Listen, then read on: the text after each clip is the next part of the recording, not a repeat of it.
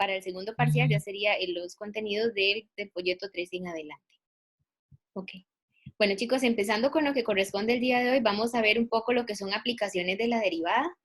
Por ejemplo, podemos utilizar las derivadas para poder trazar curvas, para trazar gráficas, hacer problemas de optimización y análisis marginal.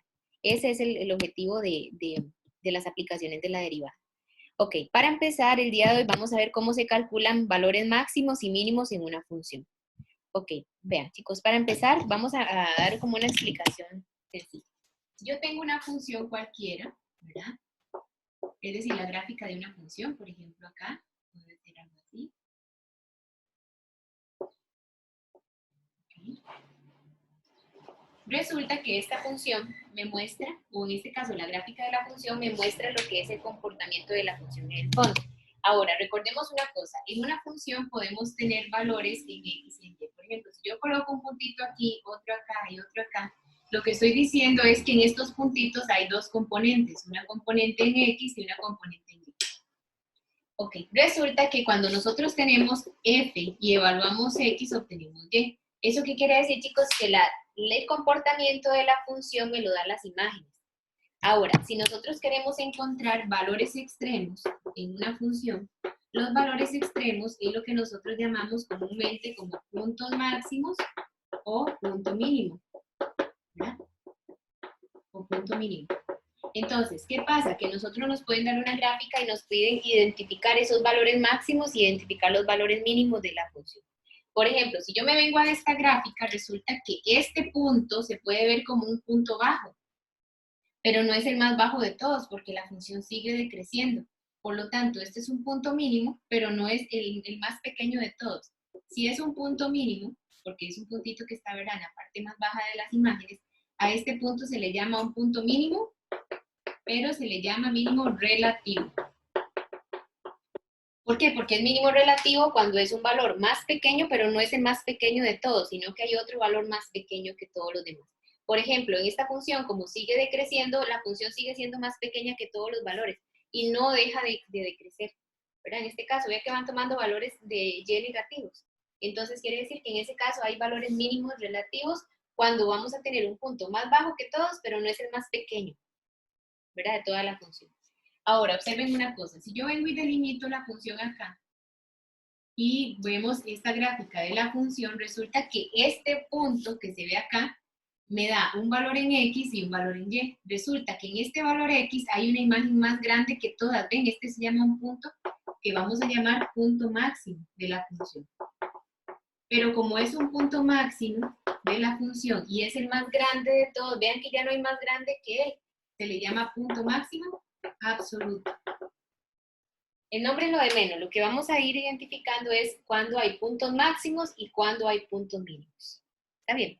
Ok, resulta que en este valor X, donde nosotros ubicamos un punto máximo, chicos, el punto máximo está definido como es un punto, es un par ordenado. El punto sería X con Y. El punto máximo es X, Y. Por ejemplo, si sería 2,3, el punto máximo es 2,3. X vale 2, Y vale 3. ¿Por qué? Porque resulta que hay un punto máximo si es la imagen más grande de todas las que están en la función. Y hay un punto mínimo si hay un valor en Y más pequeño que algunos de los que están en la función, o de todos los que están en la función, dependiendo si es mínimo relativo o mínimo absoluto, o máximo absoluto, o mínimo o máximo relativo. Perdón. Entonces, por ejemplo, chicos, vean, de aquí en adelante vamos a tener la siguiente notación. X, que es el valor de la preimagen, de ahora en adelante se le va a llamar un valor crítico. El valor crítico es donde la función alcanza máximos o mínimos. X sería un valor crítico. Y la imagen donde está el valor más grande de la función, recuerde que la función son los valores en Y. ¿Cuál es la Y más grande? Esta. Por lo tanto, si es una Y más grande que todas las demás, se le llama punto máximo. Y a este punto es un X y un Y, pero el Y es lo que vamos a llamar valor máximo de la función. Es decir, X el valor crítico y Y el valor de la función, máximo o mínimo. Pero si juntamos X con Y como un par ordenado, de ahí en adelante sí se le va a conocer como punto mínimo o punto máximo. ¿Está bien? Así es como lo vamos a ir denotando. Por ejemplo, veamos algunos ejemplos del folleto. Ok, ahí ven el folleto, ¿me indican, por favor? Sí, profe. Sí, gracias. Ok, valores máximos o mínimos de la función. Si yo tengo una función f y dice que un máximo absoluto ocurre en un valor x igual c si la imagen de ese valor c1 es más grande que todos los demás f de x. Eso quiere decir, chicos, que de ahora en adelante la función tiene un máximo absoluto si la imagen de ese valor es más grande que todas las imágenes de la función. ¿Cuál valor es, en dónde hay un máximo absoluto? En C1. Ahora, ¿cuál es el máximo absoluto? La imagen de C1. No sé si me doy a entender. Es decir, el máximo absoluto lo alcanzan un X. Pero ¿cuál es el valor máximo? La imagen de ese valor X. Para todos los X en el dominio. Entonces, de aquí en adelante, a f de C1 se le llama máximo de f. Valor máximo de f. Análogamente decimos que la función tiene un mínimo absoluto si en x igual c2, si la imagen de c2 es más pequeña que todas las imágenes de la función. De ahí en adelante a la imagen de c2 se le va a llamar el valor mínimo de f. Ahora, ¿qué es lo que quiere decir esto, chicos? Por ejemplo, veámoslo desde esta gráfica que tenemos acá. Tenemos la gráfica de la función seno de x, esta es la función seno. Ahora, si lo vemos desde la función seno de x, resulta que esta función tiene este comportamiento. Ven que es como periódico, siempre va a irse repitiendo. Pero observemos una cosa. En este punto, la función alcanza una imagen que es 1. Y resulta que es la imagen más grande que todas las demás, porque aquí están con valores entre 0 y 1. ¿Cuál es la imagen más grande que alcanzó la función? 1. Por lo tanto, en pi medios, 1, podemos encontrar un punto máximo relativo. ¿Y por qué es máximo relativo? Porque pueden haber otros máximos. Por ejemplo, vean aquí donde estoy señalando. Aquí puede haber otro máximo y más adelante otro. Entonces, ¿qué pasa? Que si hay varios valores máximos donde hay uno que no supera al otro, se le llama máximos relativos. Ahora, por ejemplo, voy a 3 pi medios. Vean, 3 pi medios es la variable en x. En 3 pi medios la función toma el valor de menos 1. Quiere decir que 3 pi medios es el valor crítico. Menos 1 es el valor de la función. Pero si yo junto 3 pi medios con su imagen, que es menos 1, voy a conformar este punto. Eso es lo que le vamos a llamar un punto mínimo relativo. Entonces, si alcanza un valor más grande que todo, se llama máximo relativo. Y si alcanza un valor mínimo, en este caso un valor más pequeño que todo, se le llama un mínimo relativo. Esto porque lo estoy tomando en un intervalo. Vean que no estoy tomando toda la función, porque si yo la tomo en todos los reales, la gráfica va a ser inmensa. Yo lo que únicamente estoy tomando es el intervalo que va de menos pi medios a 5 pi medios, es decir, solo este pedacito de la gráfica. Ahora, ¿qué es lo que tiene que quedar bien claro, chicos? ¿Cómo voy a manejar la definición de máximo y de mínimo? ¿Cuándo es un máximo? Cuando en ese valor alcanza la imagen más grande. ¿Y cuándo es un mínimo? Cuando alcanza la imagen más pequeña. Si hay varias imágenes grandes, se le conoce como máximo relativo. Y si hay varias imágenes más pequeñas, se le llama mínimo relativo. Pero si hay una imagen más grande que todas las demás, máximo absoluto o mínimo relativo si es la imagen más pequeña que todas las demás que tenemos en el conjunto. Ahora, de aquí en adelante, los valores máximos y mínimos de una función es lo que vamos a llamar como valores extremos de una función. Cuando yo les pido los valores extremos, chicos, sería encontrar los valores máximos y mínimos de la función. Por ejemplo, veámoslo acá, si yo les doy una función definida en un intervalo de a, b, entonces f alcanza un valor máximo y un mínimo en el relativo en el intervalo de a, b. Por ejemplo, yo voy a trabajar este intervalo que empieza aquí en 0, ven acá, y termina 2pi. En este pedacito de gráfica que estamos analizando solamente acá, ¿cuál es el punto más alto que ustedes visualizan? El punto más alto está acá. Quiere decir que alcanza un punto máximo o un valor máximo ¿en qué valor x? En 5 pi tercios. Ahora, ¿cuál es el valor máximo? No sé porque debería ser la imagen, pero no viene indicada. Pero la idea es que en este punto hay un máximo relativo. Ahora, si yo vengo y me ubico en este puntito, en este punto me dicen que hay un valor más bajo que todas. Ven que vean la gráfica acá, ustedes ven el comportamiento y este punto es el más bajo de todos. A ese punto se le llama un punto mínimo relativo. ¿Y dónde se va a encontrar? En este caso, en el valor de pi tercios. Ok, Ahora, ¿qué pasa, chicos? Que estos valores en X, donde alcanza máximos o donde alcanza mínimos, es lo que nosotros vamos a conocer como puntos críticos. Un punto crítico es un número x igual c en el dominio de la función de manera tal que la derivada en c es igual a 0, o bien la derivada en c no existe. Los puntos críticos de una función son candidatos a ser máximos o mínimos. Es decir, de aquí en adelante, nuestra base para poder encontrar máximos o mínimos va a ser primero encontrar el valor crítico de la función. ¿Por qué? Porque en todo valor crítico hay un mínimo o hay un máximo, como lo indicamos acá.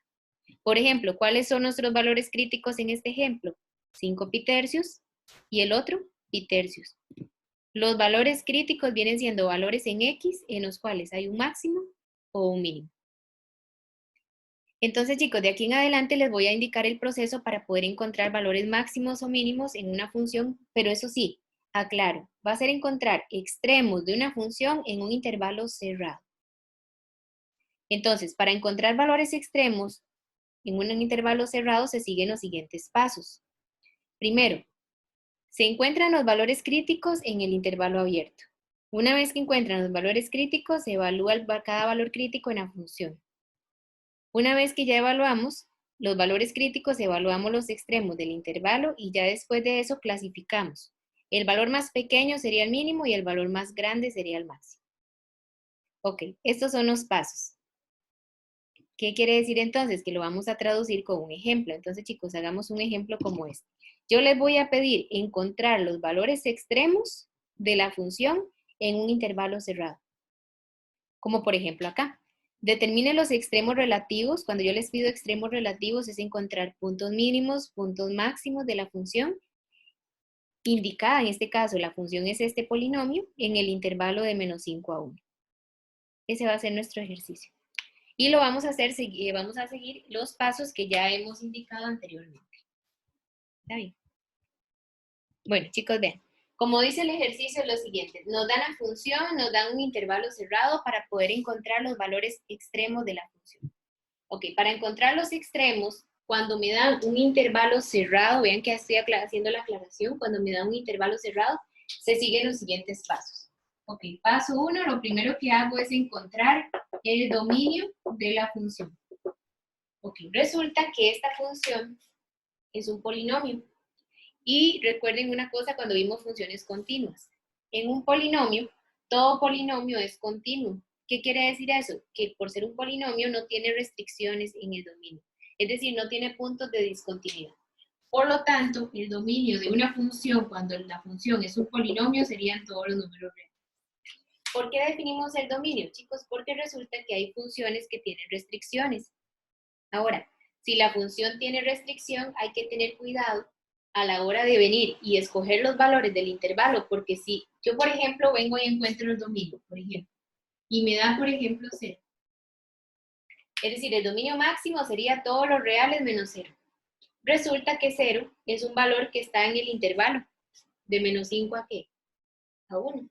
Por lo tanto, si 0 está en el intervalo, quiere decir que la función no es continua en 0, por lo tanto 0 no debería de utilizarse. Entonces hay que estar atentos. Si, por ejemplo, obtengo un valor crítico que es 0, 0 no puede ser parte de la solución porque es una restricción del dominio. Ahora, ¿cómo se encuentra el dominio de una función? Con aquello de dominio máximo. Si es polinomio, el dominio serían todos los números reales. Si es una fracción, por ejemplo esta, 2x más 1 entre x menos 3, digamos que esta sea la función, ¿cómo se sacaba el dominio? Se toma el denominador, se iguala a 0 y se despeja x. Quiere decir que el dominio de esta función serían todos los reales menos el 3. Así es como vamos a encontrar el dominio máximo si se trata de una fracción. Pero como es un polinomio, el dominio máximo sería todos los números reales. Ok. El dominio máximo lo que a ustedes les va a decir, chicos, es con qué valores de la función pueden trabajar. Eso quiere decir que si el dominio son todos los números reales, quiere decir que esta función admite cualquier número real, no tiene restricción alguna. Ok, una vez que definen el dominio, el paso 2 es encontrar los valores críticos. Okay, vamos a la definición. ¿Cómo se definían los valores críticos? Los valores críticos, aquí tenemos la definición, son valores X en el cual la derivada se hace cero o la derivada no existe. Esa es la definición de valor crítico. Es un valor crítico donde hay un extremo. Ahora, ¿dónde se encuentran los valores extremos? Donde la primera derivada se hace cero o donde la primera derivada no existe. Entonces vamos a utilizar esa definición para encontrar los valores críticos. Si yo quiero encontrar los valores críticos de esta función en el intervalo cerrado, lo primero que hago es tomar la función, que es este polinomio, y lo que hago es calcular su primera derivada. Ok, si calculamos esta derivada, recuerden que sería el 3 bota, entonces sería 3 por 2, 6, x al cuadrado menos 10x menos 4, porque la derivada de 4 es 0. Una vez que tienen la derivada, chicos, tenemos que ver dónde la derivada se anula, es decir, cuando la derivada se hace 0 y cuando la derivada se indefine. Okay. ¿Qué quiere decir eso, chicos? Lo mismo que yo les acabo de decir de la definición de valor crítico. Hay un valor crítico donde la derivada se hace 0 o donde la derivada no existe. Que se haga 0 es que se anule y que no exista es que la derivada se indefina. Ok, ¿cómo hacemos para saber dónde la derivada se anula? Chicos, muy sencillo. Se toma el resultado que ustedes obtuvieron en la derivada y la igualan a 0 para ver cuándo se anula, cuándo la derivada se hace 0. Y para ver dónde se indefine, deberían de haber tomado el denominador y tienen que ver cuándo se hace 0. Pero yo les pregunto a ustedes, chicos, ¿qué hay debajo de todo esto si no hay nada? Debajo de todo esto hay un 1. Por lo tanto, si hay un 1 nunca se va a indefinir, 1 siempre sigue siendo 1. Por lo tanto, en este caso, no aplica la parte que se indefine, porque solo se indefine cuando es una fracción algebraica. Tendríamos que tomar el denominador y buscar cuándo se indefine. Que se indefina es cuando se hace 0 en el denominador. Que se anule es cuando se hace 0 en el numerador. Pero en este caso nunca se indefine porque en el denominador hay un 1, entonces nunca se hace 0. Por lo tanto, solamente vamos a analizar cuándo la derivada se anula, que es lo único que me permite calcular esto. Resulta, chicos, que me está quedando una ecuación cuadrática igual a 0. Y podemos resolver esa ecuación cuadrática. Si nosotros lo hacemos, voy a tomar mitad a factor común. Les va a quedar 3x al cuadrado menos 5x menos 2 igual a 0. Y lo que hacemos es resolver esa ecuación en modo de 5-3. A ver, chicos, ustedes pudieron haberlo dejado desde aquí. Yo como lo estoy haciendo a pie, saco factor común y después meto en la calculadora esto a ver qué nos quedan con los dos valores de x.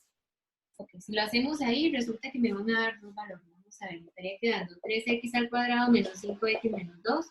X menos, X. creo que X menos 2, no, X, ya no sé. Vamos a ver así, yo creo que así. Nos estaría quedando x menos 2 Ajá. y x más 1. Sí. Vamos a ver, sería 3 por menos 2, menos 6, más 1, sí, menos 5, ¿verdad? Ok. Resulta que yo lo estoy haciendo a pie, ¿verdad, chicos? Ustedes lo pueden hacer de una vez en calculadora, no hay ningún problema.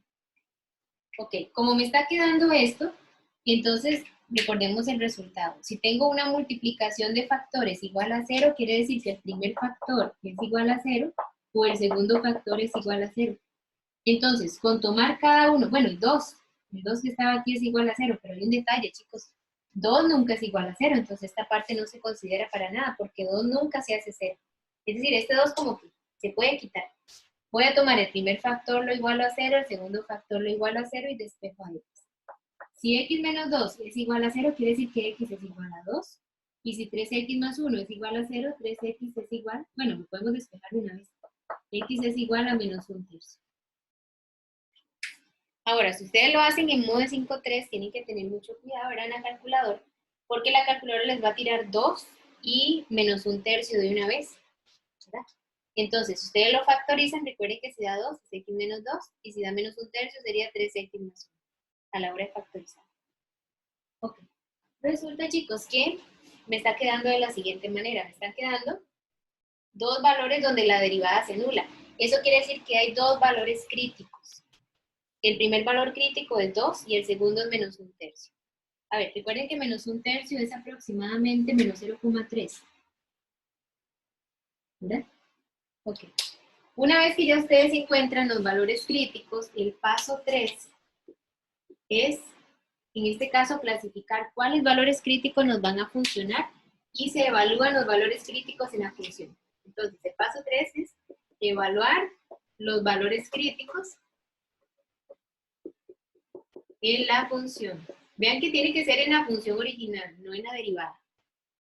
Entonces, una vez, antes de evaluar los valores críticos, tenemos que escoger cuáles valores críticos me sirven. Por ejemplo, si estoy trabajando en el intervalo de menos 5 a 1, solo tengo que tomar los valores críticos que estén de menos 5 a 1. Los que se salen de ese intervalo no los vamos a utilizar. Por ejemplo, si yo tenía dos posibles valores críticos, ¿cuál es el único que me voy a dejar? Menos 1/3. ¿Por qué? Porque menos 1/3 es el que está dentro del intervalo, que sería menos 0,3. Pero 2 no, ¿por qué? Porque el intervalo llega hasta 1 y 2 queda fuera del intervalo. Ok, entonces, ¿cuál es el único valor crítico que me va a servir? X igual 2. Ahora, ¿cuáles son los otros valores críticos que debo utilizar? Se deben utilizar los valores críticos que nosotros encontramos, perdón, 2 no, el que me servía era menos 1/3.